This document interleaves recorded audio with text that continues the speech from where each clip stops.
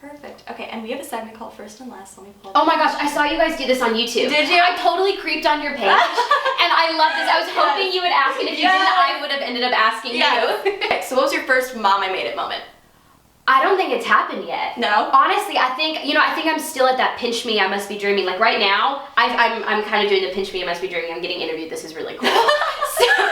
So I don't think I've hit that yet. I think I'm working really hard and hoping that comes eventually. I don't know if it ever will though. Yeah. I just feel really surreal right now. And what was your first CMA Fest like?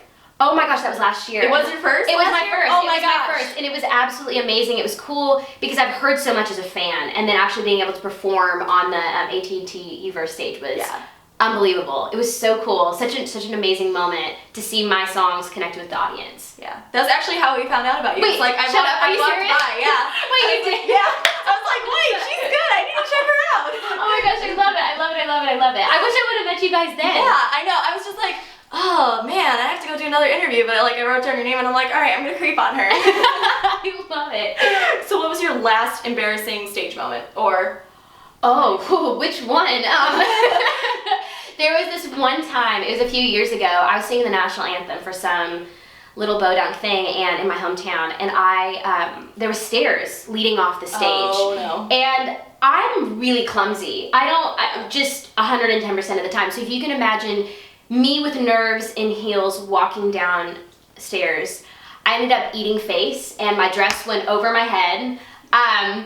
It was a really graceful moment. It was horrible. I'm not gonna But you made it work. You just like. I stood up and just hid in the bathroom the rest of the time. I could not fathom that happened to me. It actually happened on national television too when I was on Ellen. I ended up tripping onto the stage. There's a lot of those moments for me. I don't know if there's just one.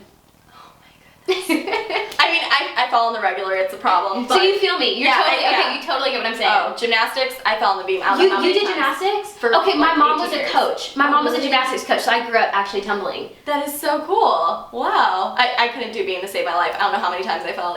I couldn't do anything to save my life. I'm really uncoordinated. I'm really uncoordinated too. This is perfect. Okay, so what was the first instrument you picked up? Guitar, yeah. It was just the easiest thing for me to be able to write songs. So I always had melodies in my head, and I would sit there and sing them and write lyrics in a notebook, but I needed to be able to perform them out somewhere and see if they worked, and so I picked up the guitar and I learned a few chords, and it just worked. I love it. I love the way I feel when it's in my hand, and performing with it's awesome. Awesome. And what was your first Halloween costume, do you remember? Oh, I was a bumblebee. There's actually, I was a bumblebee too. Okay, we're such totally the same person. You're my spirit animal. It's fine. Yeah. There's a picture on my Instagram from forever ago. It was like some Throwback Thursday. Yeah. I was so chunky when I was little. I'm like being poured out of the costume. Like I don't even have a neck. There's so many fat rolls. It's so intense. But you guys should go check. It's so funny. You guys should go check it out. It's really interesting. That is so cute. I really need to creep now. Bumblebees, man. And what was the last song you wrote? Oh my gosh.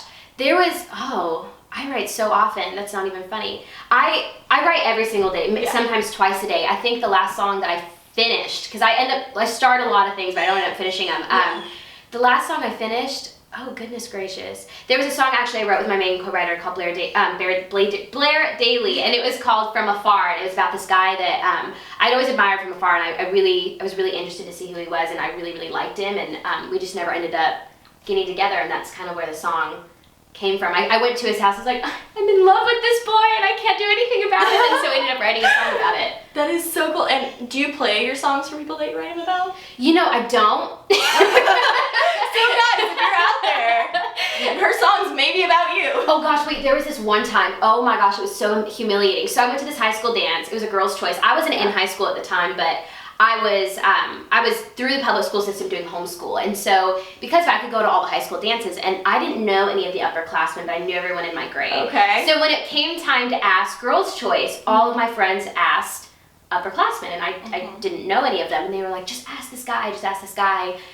He's friends with everybody we're asking. Never had met him. Yeah. Never spoken to him. Ended up asking him. He said yes, thank God.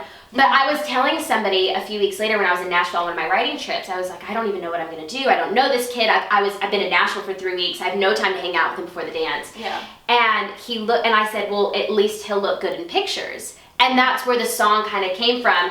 And fast forward to months later, I performed it somewhere. not knowing that his best friend's mom was in the audience. And I announced this huge story, and I get off stage and she pulls me aside and she knew exactly who it was, and he now knows, and I'm sure he'll watch this back and have more of a confirmation, which is really embarrassing. Why did I just tell that story? That is so good. I need to see these pictures now. So cool. And what was the first album you bought? Oh my, Dolly Parton record. That was the first time. I was really, really little, and my grandmother actually got it for me. I was really young. I was like 4 years old. It was, I don't remember exactly what it was called, but Jolene was the first song of hers that I heard. And it still kills me to this day. Chills every time I hear it. Well, she's amazing. She's an icon. You need to go to RCA Studio A. We actually listened to the original vinyl in the place where she recorded it. Okay, that's kind of amazing. Cheers. I'm such a vinyl person. I just got my first record player, and I'm going crazy at record stores. I think I have 15 records now. Wow. Very cool. And what was your last Netflix binge? Oh, this is bad too. Friends. Friends, yeah. Oh my gosh, I watched every season in a weekend. That is so.